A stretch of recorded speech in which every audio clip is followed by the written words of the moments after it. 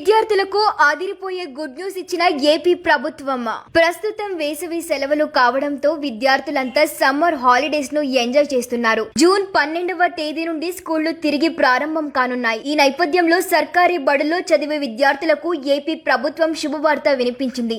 మధ్యాహ్నం భోజనం మరింత రుచికరంగా అందించేందుకు చర్యలు తీసుకుంటోంది. అందులో భాగంగా స్టార్ హోటల్స్ లలో పనిచేసే చెఫ్లతో మధ్యాహ్న భోజనం వండే ఏజెన్సీ మహిళలకు ట్రైనింగ్ అందిస్తుంది. ప్రభుత్వ పాఠశాలలో మధ్యాహ్నం భోజనం తయారీకి సంబంధించి విజయవాడలో తాజ్ హోటల్ చెఫ్లు వంట ఏజెన్సీ మహిళలకు శిక్షణ ఇచ్చారు. పప్పు, వెజ్ కర్రీ, పులిహోర, వెజ్ బిర్యానీ, పొంగల్, పప్పుచారు వంటి వంటకాలు తయారీపై ట్రైనింగ్ ఇచ్చారు. అంతేకాకుండా తిరుపతి తాజ్ హోటల్ చెఫ్లతో వంటల చిట్కాలు, ఆయా వంటలతో కలిగే లాభాల గురించి వీడియోలను రూపొందించి వాటిని పాఠశాల విద్యాశాఖ నిర్వహించే సోషల్ మీడియా ఖాతాల్లో అప్లోడ్ చేయించింది.